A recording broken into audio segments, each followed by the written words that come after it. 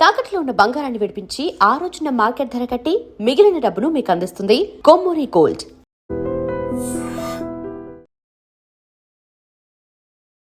Welcome to IT news. This is Pavan. Breaking news చూస్తున్నారు. తెలుగు రాష్ట్రాల్లో విపరీతంగా వివాహేతర సంబంధాలు పెరిగిపోవడము, భర్తల మీద ప్లాన్ ప్రకారం మర్డర్స్ చేసి భార్యలు తప్పించుకునే ప్రయత్నంలో దొరికిపోయి న్యూస్లోకి ఎక్కడం జరుగుతుంది. సో ఇదే తరహాలో మొన్న హైదరాబాద్లో ఒక ఘటన జరిగింది, అదేవిధంగా గుంటూరులో జరిగింది. నిన్న మళ్ళీ ఇప్పుడు తెలిసిన కొత్తగా వెలుగులోకి వచ్చిన ఘటన ఏంటి అంటే, మార్కాపురంలో అతి కిరాతకంగా జైల్లో ఉన్న భర్తని విడిపించుకొని బెయిల్ మీద తీసుకొని వచ్చి వచ్చే దారిలోనే 3 సార్లు మర్డర్ అటెంప్ట్ చేసి మూడోసారి సక్సెస్ఫుల్ గా భర్తని చంపడం జరిగింది. అసలు ఏంటి అని చూసుకుంటే, పెళ్ళయి 17 ఏళ్ళు అవుతుంది. 17 ఏళ్ళ దాంపత్య జీవితంలో సడన్ గా వివాహేతర సంబంధం రావడము, ఇష్టం వచ్చినట్లు అది భర్తకి తెలియడము, భర్త ఎక్కడ చేస్తాడో, ఎక్కడ ఈమెను చంపేస్తాడో అన్న భయంతో తనే ప్లాన్ చేసి చంపుకోవడం జరిగింది. ముఖ్యంగా ఇది చూసుకుంటుంటే మార్కాపురం దగ్గర ఈ ఇన్సిడెంట్ జరిగింది. సో ఏంటి అంటే, భర్త శ్రీనివాసు ఆ గంజాయి అమ్ముతూ పోలీస్ స్టేషన్ లో పోలీసులకు పట్టుబడడం జరిగింది. పట్టుబడ్డ తర్వాత విపరీతంగా ఇలాంటి బానిసలు అవుతున్నాడంట. తాగడము, పేకాట్లు ఆడడము, ఇలాంటి వాటికి బానిసలయ్యి ఈ డ్రగ్స్ గంజాయి అమ్మడం దొరికిన తర్వాత అతను 2 నెలలు జైల్లో ఉండడం జరిగింది. తర్వాత ఈ క్రమంలోనే ఈ ఝాన్సీ భర్త ఎవరైతే ఝాన్సీ తమ్ముడు ఉన్నాడు కదా, వాళ్ళ తమ్ముడికి స్నేహితుడు సూర్యకుమార్తో వివాహేతర సంబంధం ఏర్పడింది. ఆ విషయం గురించి జైల్లో ఉన్న భర్తకి తెలిసింది. సో భర్తకి విషయం తెలియడంతో భర్తను చూడటానికి వచ్చినప్పుడు బెదిరించడం జరిగింది. నేను బయటికి రాగానే నిన్ను చంపేస్తా, ఖచ్చితంగా నిన్ను మీ తమ్ముడిని చంపేస్తా అని బెదిరించడము, అక్కడ జైల్లో కొంచెం వాగ్వాదం జరిగిన తర్వాత వీళ్ళు బయటకు వచ్చేసి పక్కా ప్లాన్ ప్రకారం మర్డర్ ప్లాన్ చేశారు. సుపారీ ఇచ్చారు 2 లక్షలకి. ఆ గుంటూరులో ఉన్న కొంతమందిని కలిసి 2 లక్షలకి సుపారీ ప్లాన్ తీసుకొని, మీరు చంపేసి మళ్ళీ లొంగిపోండి, మిమ్మల్ని మేము బయటికి తీసుకొని వస్తాము అని చెప్పేసి ప్లాన్ చేసింది. ఎందుకంటే ఎక్స్పీరియన్స్ ఉంది కదా, భర్తను ఏ విధంగా బయటికి తీశారో అదే విధంగా ఆ లాయర్లు ఎవరో దొరుకుంటారు, మళ్ళీ బయటికి తీసుకోవడానికి ప్లాన్ ప్రకారం పక్కా ప్లాన్ చేసుకున్నారు.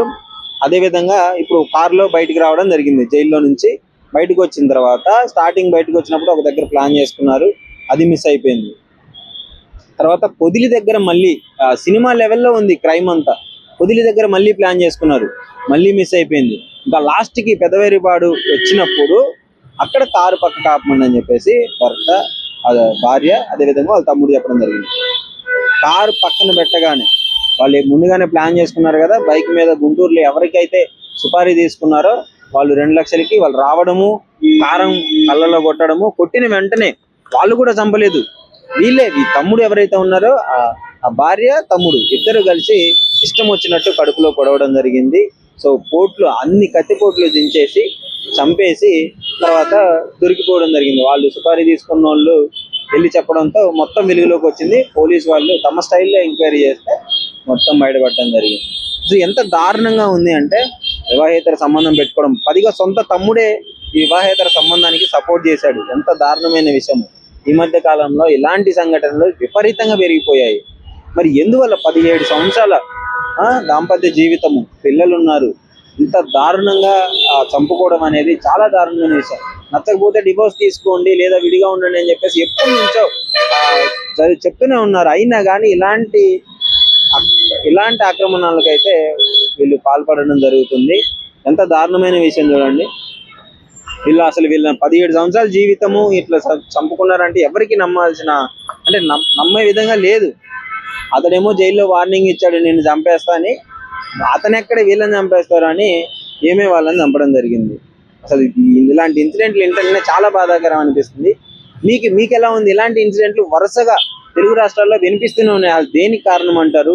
ఏంటి రీజన్స్ ఏంటి ఇలా చంపుకోవడానికి? డెఫినెట్లీ కామెంట్ రూపంలో తెలియజేయండి. ఎవరైతే చనిపోయిన వ్యక్తి పేరు లాలు సీను అని, అతను పోలీస్ రికార్డ్స్ లో కూడా ఉన్నాడు. అతను కొంచెం గంజాయి కేసులో మేము పోయిన నవంబర్లో అతను అరెస్ట్ చేసి పంపడం జరిగింది. దానికి ముందు కూడా ఇతను ఆర్గనైజర్గా ప్యాకాట్లు ఆడించడం, కొంచెం బ్యాడ్ హ్యాబిట్స్, కొంచెం బ్యాడ్ వీటితో జరుగుతుంటే వాడి వల్ల థ్రెట్ ఉందని చెప్పాము. ఒకసారి మేమే దాడి చేసినప్పుడు అతని దగ్గర గంజాయి దొరికింది. ఆ గంజాయి కేసులో నవంబర్లో డోర్నాల పోలీసులు వాళ్ళని అరెస్ట్ చేసి రిమాండ్ చేయడం జరిగింది. వాడు ఒంగోలు జైల్లో ఉన్నాడు. ఈ మధ్యకాలంలో అతనికి బెయిల్ వచ్చిన తర్వాత కూడా సో వాడి బెయిల్ నుంచి వాళ్ళ భార్య బయటకు తీసుకురాకుండా ఉంటే వాడు అనేక మందితో వాడు కబురు చేసి నన్ను బెయిల్ వచ్చింది కాబట్టి బెయిల్ మీద తీసుకురమ్మని చెప్తే సో 21వ తారీఖు ఈ వాళ్ళ భార్య ఝాన్సీ తర్వాత తమ్ముడు అశోక్ వీళ్ళు ఒక కారు తీసుకొని సో ఆ బెయిల్ మీద జైలు నుంచి తీసుకురావడానికి పోవడం జరిగింది. వీళ్ళు వెళ్ళే క్రమంలోనే కారపొట్లాలు ప్లస్ కొంత కత్తులు గిత్తులు అన్నీ పెట్టుకొని సో జైలు నుంచి తీసుకొచ్చే క్రమంలో యాక్చువల్గా ఇతన్ని హత్య చేయాలనే ప్రీ ప్లాన్డ్ ప్రణాళిక వేసుకొని ఇతన్ని జైలు నుంచి బయటికి తీసుకురావడం జరిగింది. వాళ్ళ ప్లాన్లో భాగంగా వాళ్ళు ఒంగోలులో హత్య చేయాలని, అట్లాగే చీమకుర్తి దగ్గర కూడా ఒకసారి ఇక్కడ దించి హత్య చేద్దామని, అట్లాగే పొదిల్లో కూడా ఒకళ్ళు దించి ఇక్కడ చంపితే ఎలా ఉంటుంది అనేది వాళ్ళు ప్రణాళిక వేసుకుంటూ వస్తున్నారు. కాకపోతే డే లైట్ ఎక్కువ ఉండేసరికి, సంచారం ఎక్కువ ఉండంటే పబ్లిక్లో కొంచెం అందరికీ కళ్ళకు కనపడిపోతాం అనేది ఉంది.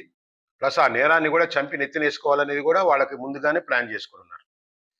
సో ఓవరాల్గా మన అంకాళమ్మ చెట్టు దగ్గరికి వచ్చేసరికి దారిలో ఆ కారుని సైడ్ తీసేసి సో సడన్గా కారం కొట్టి అతని కళ్ళల్లో సో అతను అచేతనంగా అయిపోయినప్పుడు అతన్ని బ్రూటల్గా కత్తులతో పొడిచి చంపేసి మేమే చంపామని చెప్పేసి కూడా వాళ్లే చెప్పడం జరిగింది.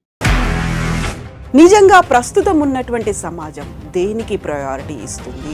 ఆర్థిక సంబంధాల చుట్టూ మాత్రమే తిరుగుతుంది. మళ్ళీ ఎన్నికలంగానే చాలా విరక్తి కలుగుతాం. మంచి అనిపిస్తుంది కదా, లేడీస్ కూడా ఛాలెంజింగ్ జాబ్స్ చేసినప్పుడు చాలా బాగుంటది. ట్రాఫిక్ అసిస్టెంట్స్ గా నియమించిన ట్రాన్స్జెండర్స్ అందరితో సాల్యూట్ చేయించుకుంటున్నారు. ఫుడ్ డెలివరీ ఇవ్వటానికి వెళ్ళినటువంటి డెలివరీ బాయ్ అనిల్ పై కళ్ళ ముందు